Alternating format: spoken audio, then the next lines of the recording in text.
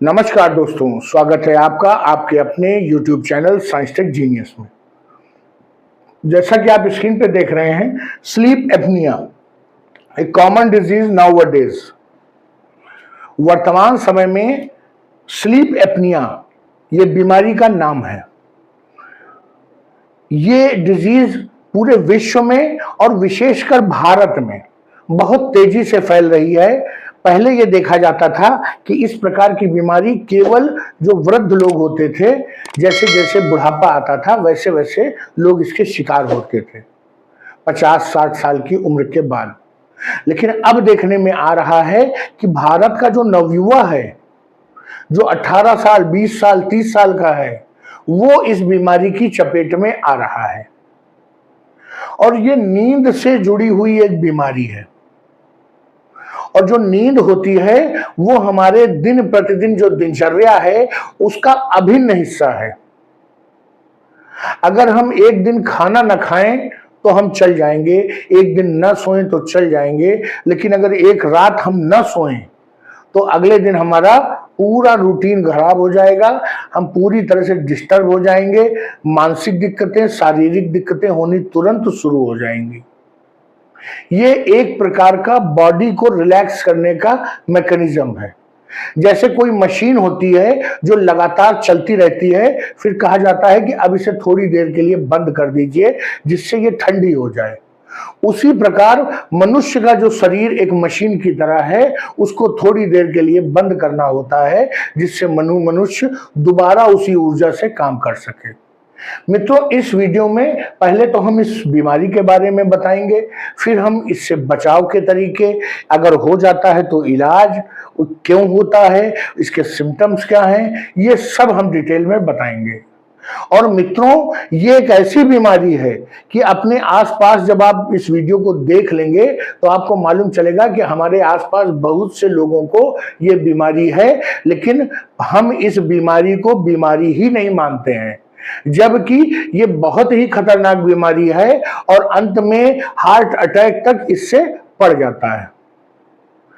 कुछ केसेस में ऐसा देखा गया है कि इसी बीमारी के कारण जो पेशेंट हैं उनकी मृत्यु तक हो गई है। तो चलिए मित्रों, इससे पहले कि मैं इस बीमारी के विषय में आपको डिटेल में बताऊं, आपसे हमारी रिक्वेस्ट है कि हमारा जो चैनल है साइंस टेक जीनियस, ये एक नया चैनल है और पूरी तरह से विज्ञान को डेडिकेटेड है। इसमें विज्ञान के जो विभिन्न क्षेत्र हैं, cyber security, space science, medical, health और इसके अलावा इन्वायरमेंट, जियोलॉजी, इन सब से जुड़े हुए जो मुद्दे, जो विज्ञान के क्षेत्र में नई नई खोजें हो रही हैं, नई नई बातें हमारे सामने आ रही हैं, उनको हम बहुत ही आसान भाषा में आपको बताते हैं। हमारा मकसद है कि आप जो हमारे व्यूअर हैं, जो आप हैं, आप में विज्ञान के प्रति रुचि जागृत हो। वो तभी संभव है जब हम विज्ञान को आसान शब्दों में आपको बताएंगे। तो मित्रों, शुरू करते हैं स्लीप एपनिया के बारे में। सबसे पहले तो मैं बता दूं कि हाल ही में इस पर एक अध्ययन प्रकाशित हुआ है। साइंस डायरेक्ट नाम की एक मैगजीन है, उसमें स्लीप एपनिया के मुद्दे पर एक अध्ययन प्रकाशित हुआ है और कहा है कि भारत में बहुत बड़ी संख्या में जो यंग पीपुल हैं, जवान लोग हैं, वो इस बीमारी से इफेक्टेड हो रहे हैं, प्रभावित हो रहे हैं। मैंने आपको बताया कि वैसे ये वृद्ध लोगों में देखने को मिलती थी, लेकिन अब वर्तमान समय में हमारी जीवन शैली, हमारा खान पान कुछ इस प्रकार का हो गया है कि जो युवा लोग हैं वो भी समय से पहले इस बीमारी के शिकार हो रहे हैं। जो हमारे देश का सबसे बड़ा चिकित्सा संस्थान है एम्स, उन्होंने अपने अध्ययन में इस विषय पर भी अध्ययन किया। उन्होंने बताया कि भारत में लगभग 13% लोग, या अगर फिगर वाइज कहिए तो 10.4 करोड़ लोग, लगभग 10.5 करोड़ जो भारतीय युवा हैं, वो जो है इस बीमारी से चपेट में है, इसकी गिरफ्त में है। किस बीमारी की गिरफ्त में? स्लीप एपनिया के गिरफ्त में। 2015 में एक कंपनी जो कंज्यूमर प्रोडक्ट्स बनाती है, उस फर्म ने एक सर्वे किया था और उन्होंने बताया कि 93% जो भारतीय हैं उनकी नींद ही नहीं पूरी होती है। उनकी नींद किन्हीं न किन्हीं कारणों से कम रह जाती है और उसका उनके शारीरिक और मानसिक स्वास्थ्य पर बुरा प्रभाव पड़ता है। कुछ बच्चे हैं जो देर रात तक पढ़ते हैं और उसके बाद सुबह देर तक सोते हैं। भले वो 8 घंटे सो लेते हैं, लेकिन जो नींद रात में साउंड स्लीप जिस हिसाब से हमारी बॉडी क्लॉक बनी है, अगर आप उसको डिस्टर्ब करेंगे तो नींद हमेशा डिस्टर्ब ही रहेगी। कुछ लोग नाइट शिफ्ट में काम करते हैं, वो रात में जागते हैं, दिन में सोते हैं, उनकी बॉडी क्लॉक भी डिस्टर्ब हो जाती है। कुछ लोग ऐसे हैं जो विभिन्न चिंताओं के कारण रात में नींद नहीं आती। वृद्ध लोग ऐसे हैं कि जो चूंकि उनकी शारीरिक एक्टिविटी डाउन हो जाती है तो रात में उनको नींद नहीं आती, वो सोचते रहते हैं, कुछ ना कुछ करते रहते हैं। तो बहुत बड़ी संख्या है भारतीयों की जो नींद से जिनमें कमी है। अब इन 93% में बहुत लोग ऐसे हैं जिनको ऑब्स्ट्रक्टिव स्लीप एपनिया, ये स्लीप एपनिया का ही एक प्रकार है, उसके शिकार हैं। और ये जो ऑब्स्ट्रक्टिव स्लीप एपनिया है, ये भारत के पश्चिमी क्षेत्र में ज्यादा दिखाई देता है बाकी भारत की तुलना में। पश्चिमी क्षेत्र का कारण क्या है कि भारत का जो पश्चिमी क्षेत्र है, चाहे वो गुजरात हो, चाहे राजस्थान हो, चाहे महाराष्ट्र हो, ये सारे जो राज्य हैं ये आर्थिक रूप से संपन्न राज्य हैं,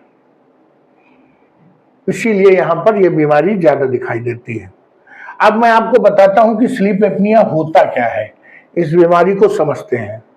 सामान्यतया भारत में ऐसे लोग जो सामान्य भारतीय की तुलना में अधिक मोटे हैं या मोटापे का शिकार हैं, ऐसे लोगों में होता क्या है कि जब वो रात को सोते हैं तो उनकी जो सांस लेने की जो बार बार जो सांस लेते हैं वो बीच बीच में रुक जाती है।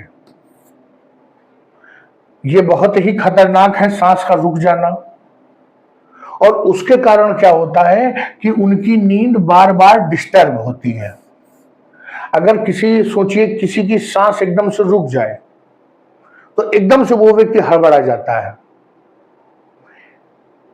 जैसे अगर हम सांस रोकने की कोशिश करें, कुछ लोग 1 मिनट, कुछ लोग 2 मिनट, कुछ लोग 3 मिनट तक सांस रोक लेंगे, लेकिन उसके बाद सांस लेना बहुत जरूरी हो जाता है और ऐसा लगता है कि बस अब और नहीं।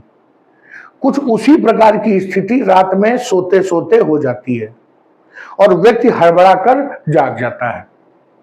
और ये सोचिए कि अगर इस प्रकार की घटना हर 10-15 मिनट पे या हर आधे घंटे पे होने लगे और एक बार सांस नींद टूट गई तो दोबारा नींद आने में फिर से 10-5 मिनट लग जाएगा। फिर 15 मिनट बाद नींद टूट गई, फिर नींद आने में 10-5 मिनट लग गए। इस प्रकार बार बार व्यक्ति की नींद टूटती है और उसको कभी भी साउंड स्लीप नहीं मिल पाती है। अब उसका परिणाम क्या होता है कि वो व्यक्ति पूरे दिन थका थका महसूस करता है और उसको लगभग नींद सी आती रहती है पूरे दिन। जब उसको पूरे दिन नींद आती है तो आप समझ सकते हैं कि वो अपना जो डेली का रूटीन वर्क है, जो अपनी जॉब है, जो अपनी पढ़ाई है, उसको नहीं कर पाते हैं। डॉक्टर्स के अनुसार 3 प्रकार की स्लीप एपनिया होती है। पहली है ऑब्स्ट्रक्टिव स्लीप एपनिया, दूसरी है सेंट्रल स्लीप एपनिया, तीसरी है कॉम्प्लेक्स स्लीप एपनिया। इसमें जो पहला टाइप है ऑब्स्ट्रक्टिव स्लीप एपनिया, इस वीडियो में हम आपसे इसी पर केवल बात करेंगे, इन पर फिर कभी दोबारा वीडियो बनाएंगे। डॉक्टर्स का कहना है कि 2.5% इंडियन मेन और 7.4% इंडियन वुमेन ये भारत में स्लीप एपनिया से सफर कर रहे हैं। बहुत बड़ी संख्या है। अगर आप ये सोचिए कि 1.45 अरब भारतीय हैं, उनमें से 2.5% और 7.5% लोग पुरुष और महिलाएं स्लीप एपनिया का शिकार हैं, तो ये संख्या लाखों में, करोड़ों में पहुंच जाएगी। अब आइए जानते हैं कि स्लीप एपनिया का कारण क्या है। तो पहला कारण मैंने बता दिया, मोटापा। लार्ज टॉन्सिल्स, स्पेशली जो लड़के होते हैं, जब उनके टॉन्सिल का डेवलपमेंट होता है, जब वो मैच्योर हो रहे होते हैं, उस समय अगर टॉन्सिल का आकार ज्यादा बड़ा हो गया तो उनको स्लीप एपनिया की समस्या हो सकती है। इसके अलावा क्रॉनिक कंजेशन,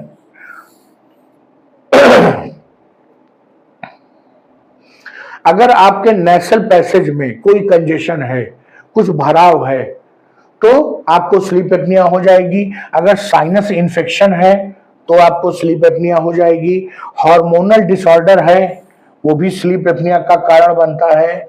इसके अलावा फैमिली हिस्ट्री, अल्कोहल, स्मोकिंग के कारण हमारी जो ब्रोंकियल ट्यूब्स हैं वो कड़ी हो जाती हैं, उनमें फूलने और पिचकने की क्षमता कम हो जाती है, इसलिए भी स्लीप एपनिया हो जाती है।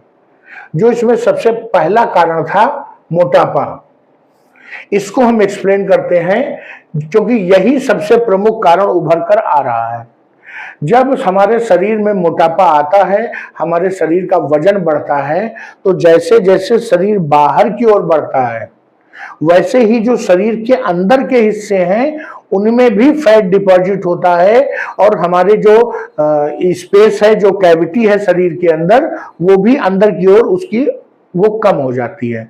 आप समझिए कि ये बाहर की ओर भी बढ़ रहा है और ये अंदर की ओर भी बढ़ रहा है। तो जो हमारी श्वास नली है वो सक्रिय हो जाती है। जब सक्रिय हो जाती है तो उसमें एयर फ्लो कम हो जाता है और रात में जब हम लेटते हैं, स्पेशली जब हम पीठ के बल लेटते हैं, तो हमारी गर्दन में जो झुकाव आता है उसके कारण वो और कम हो जाता है। आप समझिए एक ऐसे है ट्यूब और जब हम सोए तो ये ऐसे हो गया, तो और भी ट्यूब सक्रिय हो जाती है और उसी के कारण हमारी सांस रुक जाती है। तो मैंने आपको बता दिया कि ये क्यों होता है। अब प्रश्न उठता है कि अगर हो गई है स्लीप एपनिया तो उसका इलाज क्या है, क्योंकि बहुत भारी संख्या में लोग इससे प्रभावित हो रहे हैं और वो मान ही नहीं रहे कि ये एक बीमारी है। क्योंकि पहली बात तो जो इसके लक्षण हैं या जो इसके प्रभाव हैं वो उस समय दिखाई देते हैं जब हम सो रहे होते हैं और हम ये समझ नहीं पाते कि हमारी नींद टूटी, हम फिर 5 मिनट में सो गए, फिर आधे घंटे बाद नींद टूटी, हम फिर 10 मिनट में सो गए, तो हम इसको बीमारी मानते ही नहीं है। तो पहली बात तो डॉक्टर्स की सलाह पर ब्रीदिंग डिवाइस, जिसे CPAP मशीन कहते हैं, और विशेषकर जो श्वास के रोगी होते हैं उनके ये लगाई जाती है, अस्पताल में हो सकता है आपने देखी भी हो।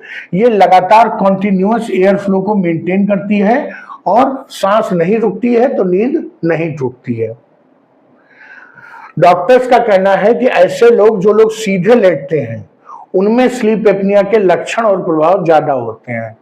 अगर करवट के बल लेटा जाए बाएं या दाएं तो इसके प्रभाव कम हो जाएंगे।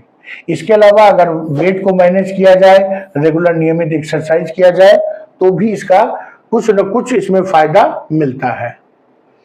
इसके अलावा वियरिंग नेसल अप्लायंसेस, कुछ इस प्रकार की चिमटी आती है जो नाक के ऊपर पहनी जाती है, ऊपर से ही।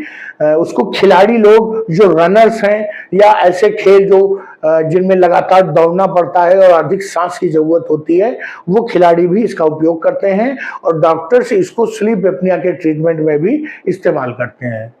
जब वो चिमटी ऊपर लग जाती है नाक को खींच के, तो जो नाक का जो इनलेट है वो काफी बड़ा और सामने हो जाता है और हवा लगातार उसमें जाती रहती है। इसके अलावा दवाओं के जरिए, सर्जरी के जरिए भी स्लीप एपनिया का इलाज होता है। अब ऐसा हम क्या करें कि हमको स्लीप एपनिया हो ही ना, तो प्रिकॉशंस क्या है?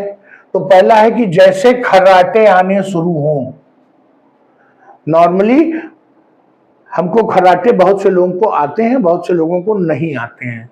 तो जैसे ही आपके घर वाले बताएं कि तुम खर्राटे ले रहे थे, तुरंत आप अपने डॉक्टर को चेक करवाएं और वो मालूम करके बताएगा कि आपको स्लीप एपनिया है कि नहीं है। दूसरा तरीका है early to bed and early to rise. जब आप सुबह जल्दी जागेंगे तो आप व्यायाम कर पाएंगे और जब आप जल्दी सोएंगे तो आपको पर्याप्त नींद लेने के लिए पर्याप्त समय मिलेगा। आप 6 से 8 घंटे 9 घंटे की नींद पूरी करेंगे और आप स्वस्थ रहेंगे। आजकल का जो चलन है वो ये है कि 12-1 बजे तक रोज पार्टी करते हैं लोग और जब उसमें पी पा लेते हैं तो 12-1 बजे 1 बजे घर पहुंचते हैं, तब सोते हैं। और अगर आप जॉब में हैं तो आपको सुबह 8-9 बजे तो उठना ही पड़ेगा। आप 1 बजे सोए थे, 6-7-8 बजे उठ गए, 8 बजे तो ऑफिस पहुंचना है, आप 6 बजे उठना पड़ेगा। तो कुछ शराब का नशा और कुछ नींद न पूरा होना बहुत ही शरीर पर जो है बुरा प्रभाव पड़ता है। इसके अलावा डॉक्टर्स सजेस्ट करते हैं कि जब सोइए तो सिर को थोड़ा सा उठा कर रखिए, मतलब एक पतली सी पिलो या तकिया का प्रयोग करें। डॉक्टर्स के अनुसार जो भोजन है वो सोने के कम से कम 2 घंटे पहले जरूर ले लिया जाए। हम लोग ये भी फॉलो नहीं करते हैं, 11 बजे खाते हैं, 11:30 बजे सो जाते हैं। इसके अलावा डॉक्टर्स का कहना है शाम के समय कुछ स्वास्थ्यवर्धक खाएं, फल सलाद, कुछ इस प्रकार की चीजें खाएं, हल्का भोजन करें, खिचड़ी दलिया, भरपेट छोला भटूरा, पनीर नान, चिकन मटन, ये सब रात में ना खाएं।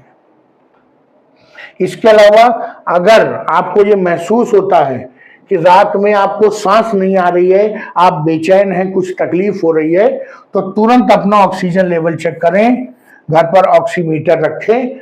हो सकता है कि स्लीप एपनिया के कारण आपके शरीर में ऑक्सीजन की कमी हो गई हो। तो मित्रों, मैंने आपको सिम्टम्स बताए, प्रिकॉशंस बताए, ट्रीटमेंट कैसे हो, रीजन क्या होते हैं स्लीप एपनिया का, सोते सोते जब सांस रुक जाती है तो कैसे बेचैनी होती है ये बताया। अब मैं आपको बताने जा रहा हूं कि ये बीमारी कितनी खतरनाक है। डॉक्टर्स का कहना है कि स्लीप एपनिया के कारण लोगों में हार्ट अटैक की संभावना बढ़ जाती है, ये डॉक्टर्स की एक स्टडी बताती है, और हार्ट अटैक अंत में आपको मृत्यु की ओर ले जाता है। इसके अलावा जब बार बार सांस रुकती है, एक बार इमेजिन करिए कि 2 सेकंड के लिए सांस रुकी, और ये घटना हर रात आपके साथ 25 बार होती है। एक बार कल्पना करके देखिए कि सांस न लौटी अगर 2 सेकंड में, तो फिर आप समझ सकते हैं। मित्रों, वीडियो को यहीं समाप्त करता हूं। स्लीप एपनिया की जो भयावहता है उसको मैंने आपको डिटेल में बताया। अगर आप या आपके घर के लोग, आपके मित्र कोई ऐसे हैं जो लगातार खर्राटे लेते हैं, फिर खर्राटे रुक जाते हैं, 2-4 सेकंड बाद फिर खर्राटे लेते हैं, फिर रुक जाते हैं, तो हर हाल में वो स्लीप एपनिया की बीमारी से ग्रसित हैं। उनको सलाह दीजिए कि वो तुरंत डॉक्टर से संपर्क करें। जो पल्मोनरी अर्थात जो फेफड़ों का इलाज करते हैं डॉक्टर वो, और जो हार्ट के डॉक्टर होते हैं, ये दोनों डॉक्टर इस बीमारी का इलाज करते हैं। मित्रों, वीडियो को यहीं समाप्त करता हूं। हमारा एक्सप्लेनेशन, हमारा वीडियो पसंद आया हो तो वीडियो को लाइक करिए, चैनल को सब्सक्राइब करिए। अपने दोस्तों के मध्य उनके लाभ को देखते हुए, उनके स्वास्थ्य और मानसिक दोनों लाभ को देखते हुए आप जो है इसको अपने दोस्तों के व्हाट्सएप ग्रुप में भी शेयर करिए। धन्यवाद।